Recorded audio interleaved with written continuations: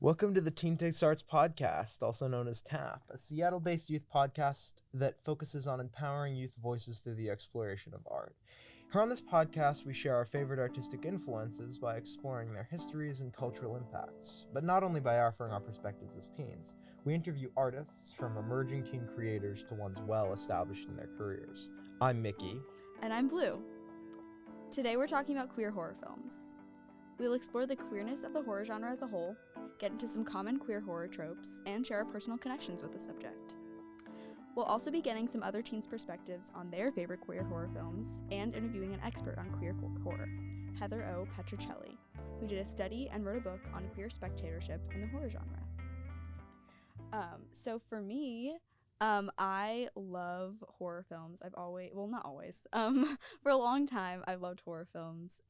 They're definitely my favorite genre of movies, and I love movies, and I love, watching any horror movie. I'm also a lesbian, and that's, a really important part of my identity, and I love, studying, studying lesbian history and studying lesbian history related to film, especially. I literally just wrote a research paper for my English class on lesbians in film, and I explored some horror tropes in that as well. It's just one of my favorite things to learn about. I'm also a filmmaker myself, so I'm interested in horror movies, watching them, but also I love to study film in the filmmaking standpoint as well. Especially I love practical effects in horror movies. It's my favorite thing. I think my personal hot take is that CGI is ruining movies, especially horror, because I just love a good practical effect. And I just also have a fascination with queerness explored in the horror genre. I think that's a really interesting topic. So yeah, that's why I chose this topic for this episode. Yeah, I personally solidly agree with you that CGI is 100% ruining horror movies. Yeah, I can think of 5 examples of movies that would have been 10 times better if they had just not had such the emphasis on CGI and digital effects. Specifically, The Thing prequel/remake. No, why would you remake The Thing? Why would you remake The Thing? They did them all practically, and then they replaced them with CGI later. That's horrible. It's really sad. Yeah. It's you undid all of your work.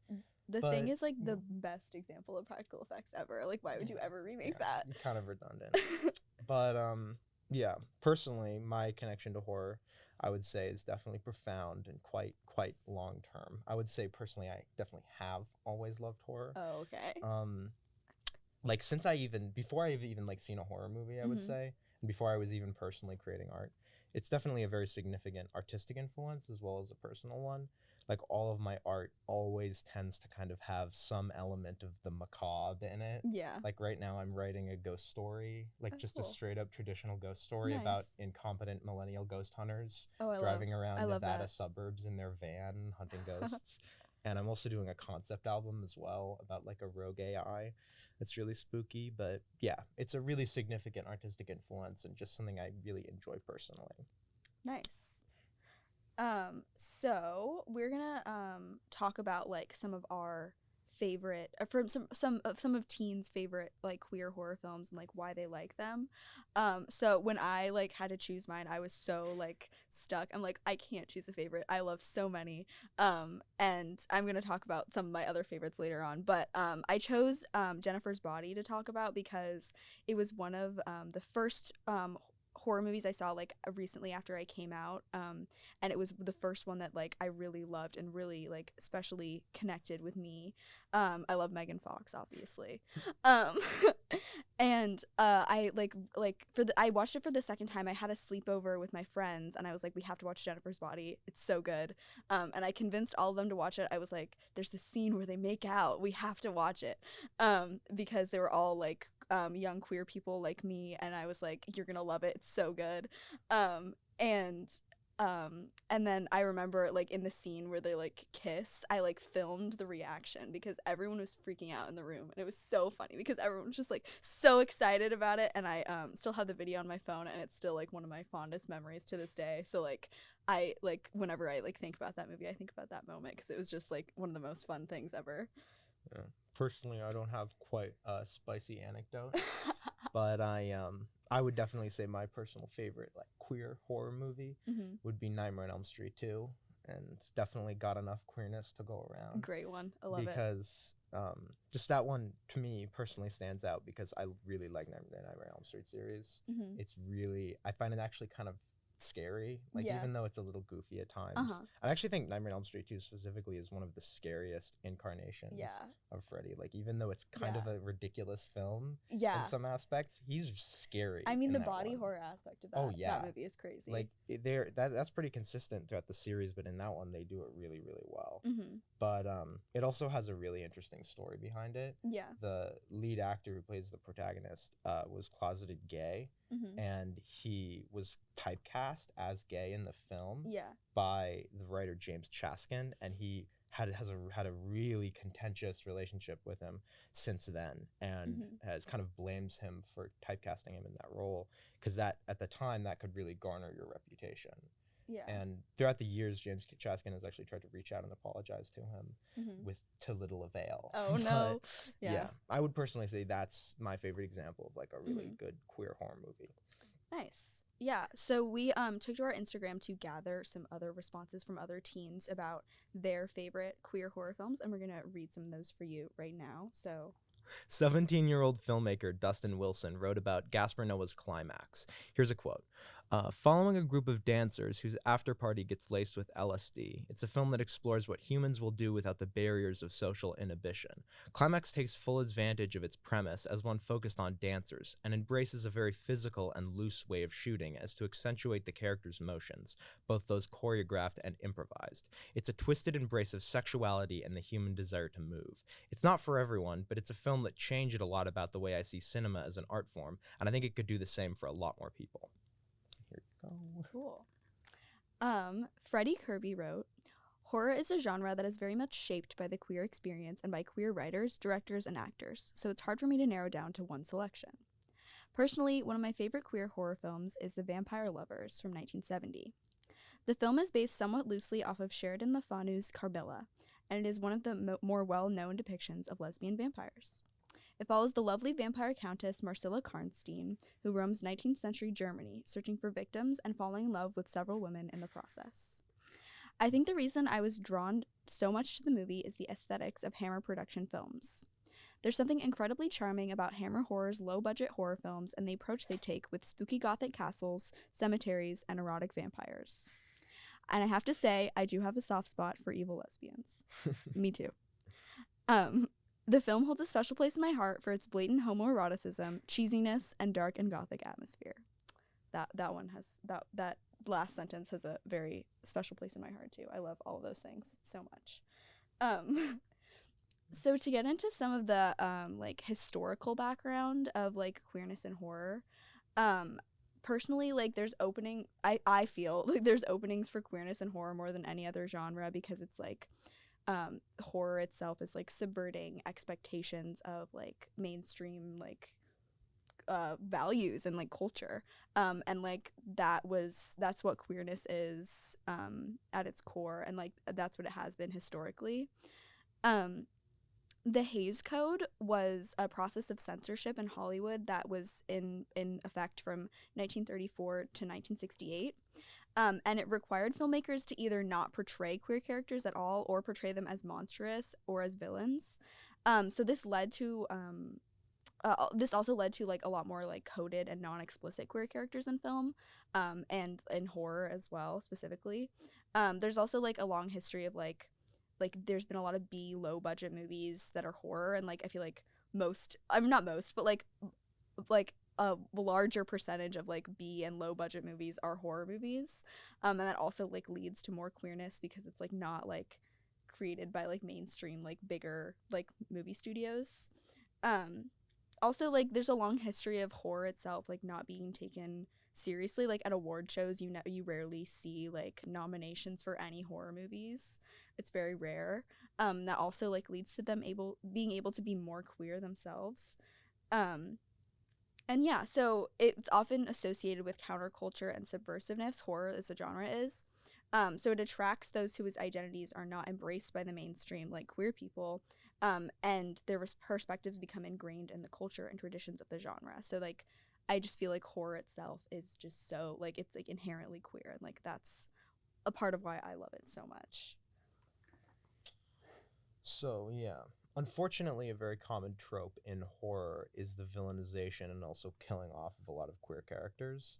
Specifically in film, characters that don't adhere to traditional moral or cultural values are often like sort of punished in a very strange manner. Mm-hmm. You see this a lot in especially a lot of older horror films, is it's like people who don't adhere to the expectations of sort of like a sort of conservative or outdated cultural expectation Mm-hmm. are often like violently punished for it, and that Yeah. especially applies to queer characters. So they're often kind of, you know, thrown to the side, killed off, villainized, or, you know, generally have a poor light shed upon them because, you know, they don't conform to the cultural expectations of the time, which is very unfortunate in my opinion. Luckily, it's sort of more changing now as those tropes of villainization are being more sort of reclaimed and subverted. Mm-hmm. It's becoming a lot more positive, but it's definitely an unfortunate history that I'm glad to personally see change. Yeah, for sure. Have you seen the horror movie that came out like a couple of years ago, Bodies, Bodies, Bodies? Yes. I feel like that is like an example of like things are changing, like the world is healing. They are definitely changing. I walked out of that one, I remember. You didn't like Yeah, it? I don't think that was my favorite one. No, I feel like it's like a very like I usually don't like movies that are like trying to like appeal to Gen Z and they're like using that, but I feel like that one like it did it much better than I've seen a lot of other films do it. Yeah, I would agree. It definitely didn't feel like, hello, like fellow Gen Zers. Yeah. It felt like it kind of actually managed to capture some of the more poignant sort of cultural standpoints of our current generation, but Yeah. I did find it a little silly. Yeah, A no. little contrived, but Yeah, it I was get it. definitely enjoyable. There Yeah, were funny yeah. aspects about it. Yeah, another like way that a lot of queer people are commonly villainized in horror is like the lesbian vampire trope, like the vampire lovers talked about earlier. So when lesbians are portrayed in film in general, there's almost always a way that the film tries to take away that aspect of their identity, and their lesbianism is ambiguous, or it's like taken away, or it's and like in lesbian vampires, it's like they're villainized and their lesbianism is like it's like often treated as like a consequence of, or they're like they're it's like a part of like it's the reason they're so like evil is they're like preying on women and all this stuff. And like the figure of the lesbian vampire in films is almost always coercing a human woman into like being with her, and that's like always treated as like villainous and like evil, and like that's a way that lesbians are commonly villainized in film. And almost all mainstream movies are produced with the male gaze in mind, like stories that center men, and with the prevalence of lesbian vampires, this is like because lesbians are so threatening to men, and like they need to be portrayed in a way that like proves that lesbianism isn't real because it's just like a consequence of they're evil, they're vampires and they're evil. Not to say that like lesbian vampire movies aren't good. I do love them so much, but like it is like a symptom of like this common like really like dehumanizing and diminishing way of portraying queer people. Yeah. And to backtrack a little bit, the sort of subversion of cultural expectations, and that could probably make a good example. I imagine there's a lot of more modern lesbian vampires that are a little more progressive. Is actually very common in the horror genre, as I said previously, is the subversion of tropes. Yeah. And the sort of reclamation, I don't know if that's the word, of them. But a really good example of that, I would say, is Rocky Horror. Yep. Which is, definitely a personal favorite. Yeah. It takes a lot of sort of initially negative stereotypes that were depicted in the horror genre and reclaims them in a really interesting way. And it actually proved to be very foundational for the horror genre, especially the queer horror genre. And, actually, I think pushed a lot of positive change. Even though it's just a single film, I think it managed to like do a lot for the culture of queer horror and reclaim a lot of these more negative stereotypes and put a more positive twist on them. I just thought that was a really good example of that. Yeah, for sure. I think like especially like because of Rocky Horror has like this like, it's like the biggest example of a cult following I think there ever could be. It's like the quintessential like it's like it's a big thing that is like it's a phenomenon among like mostly queer people, and like it's just like, I mean, maybe not mostly, but like a lot of queer people like really love this film, and really like, I mean, there's like you can like, I think still some movie theaters do it every Saturday, every like two Saturdays a month, like a showing, and it's like always packed. I personally go every October, and yeah, it's just like an example of like the cult following behind queer behind horror in terms with queer people. And I think it like is a big example of like why queer people love horror so much, is because it breaks away from the mainstream, and the tropes used in horror are like so inherently queer, which makes space for queerness in horror. It makes space for queer people to love horror. I think like an example of this is like a main thing in horror movies is like characters take back their power from like these killers, these horrific circumstances that they're going through, and they come out alive, and or maybe they come out like villainous themselves, but either way it's cathartic and it resonates with so many queer people. I think there's so many horror movies that I think resonate with queer people a lot. One of my personal favorites is Alien. I think the character of Ellen Ripley, played by Sigourney Weaver, who I love, is like one of those characters that so many queer people resonate with, because like she's such a strong figure that like is like so amazing, and she like is the survivor, and she's amazing. And another one of those examples is Carrie, because like there's this shy, bullied, misunderstood figure of Carrie, and she resonates with a lot of queer people. She gets her revenge at the end, and like that's something that a lot of queer people like it's cathartic for queer people. Personally, I was Carrie for Halloween like 2 years ago. I love Carrie. And I think like that leads into like the trope of the final girl. Like there's always maybe it's not always a girl, but like it's often a girl. It's the final girl who's like survives at the end of the movie, and like that trope is like resonates with so many queer people, and like that's like a reason why queer people love horror. Like there's so many examples of it. There's Laurie Strode in Halloween, there's Sidney Prescott in Scream, there's Ellen Ripley in Alien, like I just talked about, and my personal favorite honorary final girl is Ash Williams from Evil Dead. He's a final girl in my heart. I love him so much. So to talk a little bit more about like why queer people love horror and why it resonates with so many people, we have an interviewee. Dr. Heather Petrocelli conducts multidisciplinary independent scholarship across film studies, queer theory, and public history. This academic foundation, combined with a lifelong horror obsession and experience studying, programming, making, and marketing film, informs their debut book, Queer for Fear, Horror Film and the Queer Spectator. A post-binary dyke scholar, Heather centers their own queerness in their work as they reveal, theorize, and render visible stories and experiences from the queer community. Well, it's so nice to meet you. I'm so glad that we're here together to talk. I'm really excited about it. Wait, hold on. Yeah. So the first question I have is, what drew you to queer horror in the first place? Like, how did you get involved in studying it? And what's your personal relationship to queer film in general?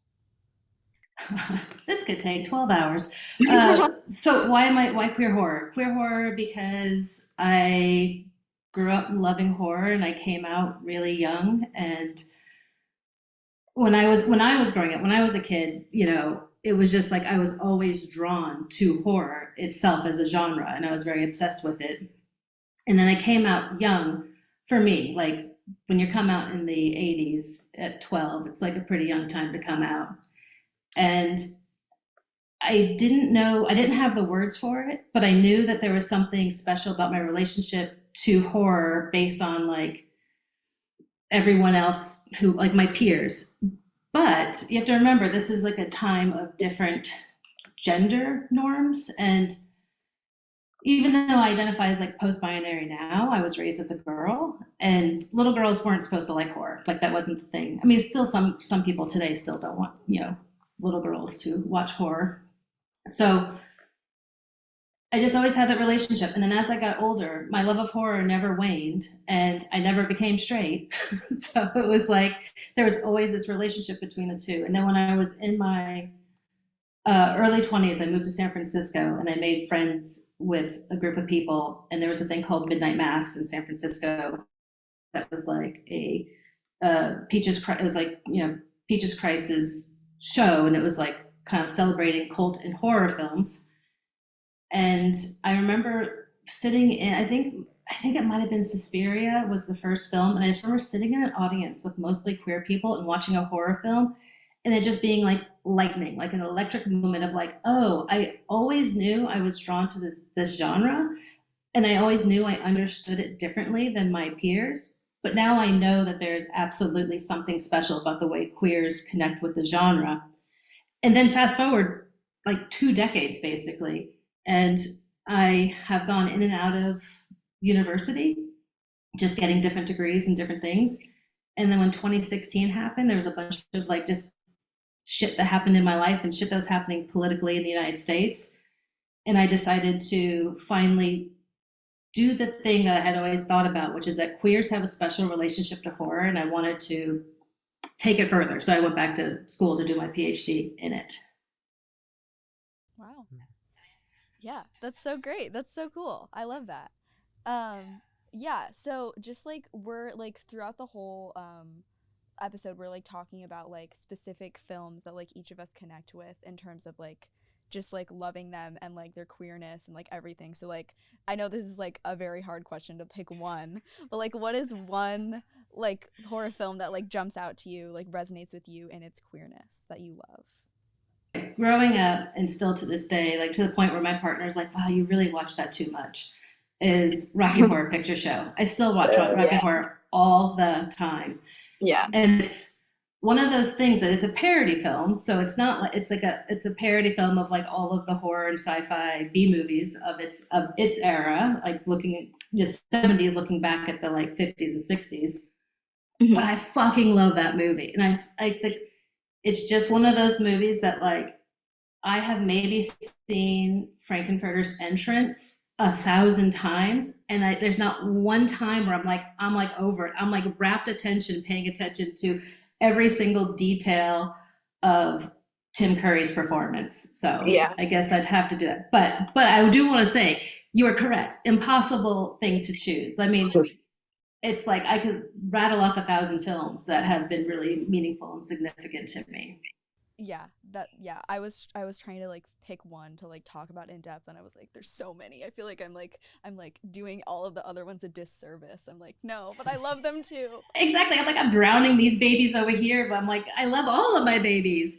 So yes. I'm curious, what are the two that you did? I settled on talking about Jennifer's Body. Because that was like the one that I watched like early, like right after I'd came out, and it just is like very, very important to me. That one, I love that one. It's a great one. Yeah. And I picked Nightmare on Elm Street 2, which I love both of your choices. Love both of those films. So yeah, I was gonna maybe pick Alien. I mean, yeah, because I love Sigourney Weaver so much, but yeah. It really is impossible, which is why just to like the book I wound up writing based on my PhD studies, it's like we don't have to even just pick the ones because the whole fucking genre is ours. Yeah. For real, for sure. Yeah, so it's kind of like related to that, but like what drew you to like want to like do a study about like spectators and like not necessarily like the films themselves, but like the cultural understanding of like the audiences instead of like the films?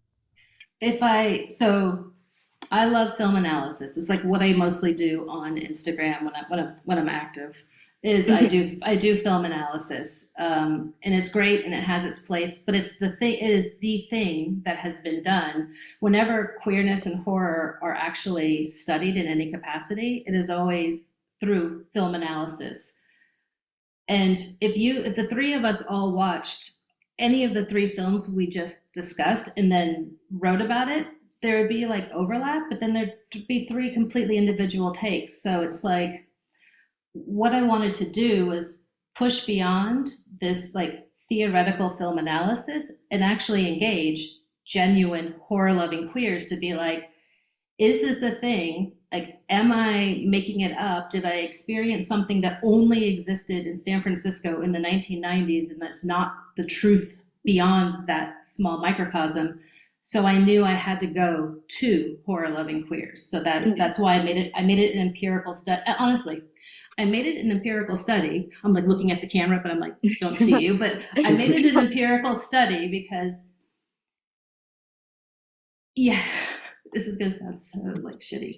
To get straight people to listen, sometimes you got to put the proof in their face. Me just saying it would not have been good enough, but me getting, like right now in horror studies, this survey is the largest study in the history of horror studies. So they can't refute it. It is here it is. Here it is. So shut up. It is our genre and you are invited guests. Yes. I love that. That's amazing.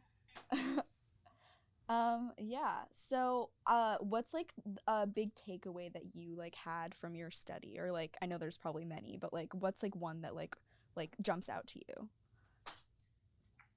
That I was right. The number one takeaway was that queers have a distinctive relationship to horror. It's empirical. I have it in the data. So just for quick background, I based my study off of a study that was done in the late 90s for women in horror by a woman named Petrocelli in the UK. Mm-hmm. And she had gotten 109 responses to her survey. And then she did her whole work on it. And it's something that is still cited to this day, talking about women's relationship to horror. And so when I went out to do my survey, I was like, well, I'm going to double Bridget Cherry so people can't complain. So I was like, I set out for 225 survey responses. I got 4,107 survey responses across the globe from all like races, genders, sexual identities, partnership statuses, ages, and I asked, I think it was like 144 questions, like considering like sub questions, which is a massively long survey. Like most people would be like, I'm not fucking finishing this. Like I'd have a hard time finishing my own survey. Yeah. But when the survey went out, there had never been anyone asking horror loving queers, hey, tell me about your relationship to horror. So all of that's to say is that the most surprising part of it was the overwhelming results of the survey itself spoke directly to the queer relationship to horror, this distinctive queer relationship to horror, because it was so overwhelming.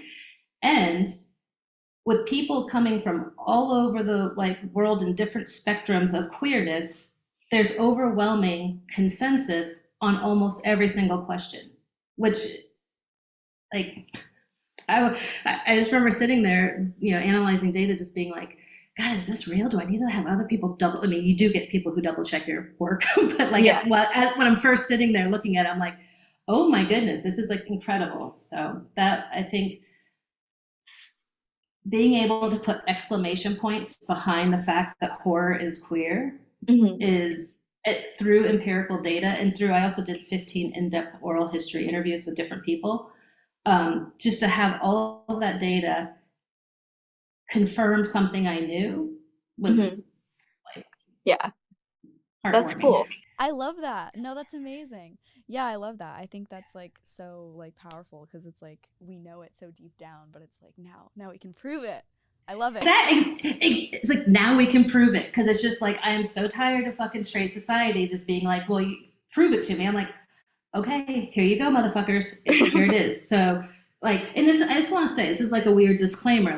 of course, all other groups of humans, especially other groups of marginalized humans, they can have their special relationship to horror. It is just not the queer relationship to horror. Yeah. And what I argue in the book is that horror itself is ontologically queer. I mean, I actually even argue that film is ontologically queer. So Yeah.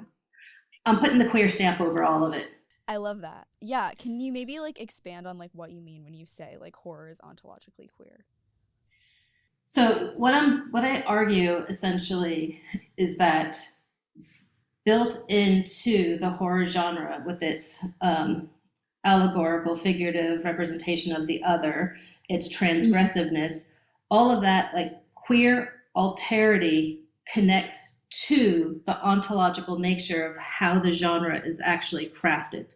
Is that making sense? Yeah.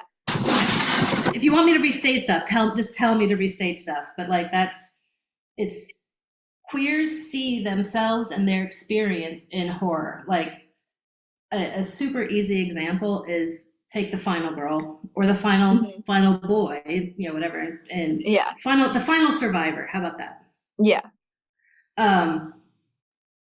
There is a special relationship with queerness in the final survivor because queers go through life basically being victimized by sociological, like society bullshit on the like name every layer of abuse that can happen. It happens to queer people, but we survive it. And so there's a really deep connection between victimhood and survival that you experience over and over and over again in horror film. Cool. Yeah, I love that. That's awesome. Maybe to like wrap up, a final like takeaway question. What is a queer horror film that you think everyone should see?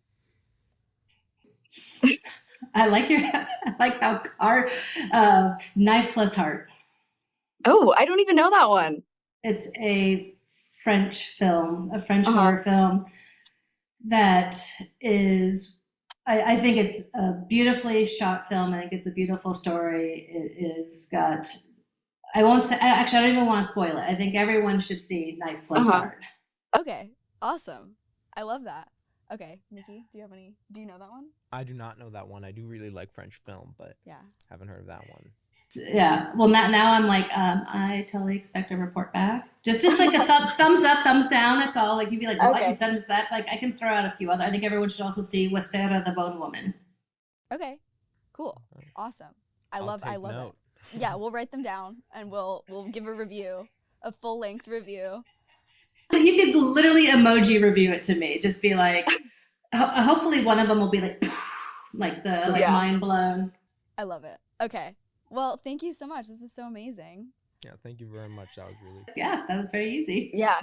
Yeah, no, I love like all the insight is amazing. I love it so much. It's definitely gonna give a lot. Yeah. Okay. Well, thank you very much for asking me those questions and engaging. I appreciate it. Yeah.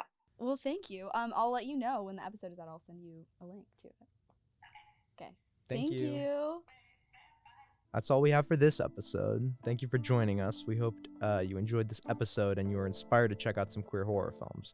A special thanks to everyone behind the scenes who helped make this happen, especially the Vera Project for the recording space, Ground Zero Radio for their help in producing Tap, and Totem Star recording artist Lily Indigo for the music you heard at the beginning of this episode. And thank you to our interviewee, Heather Petrocelli, for taking the time to talk to us. Join us next time for our final episode to wrap up this Tap season.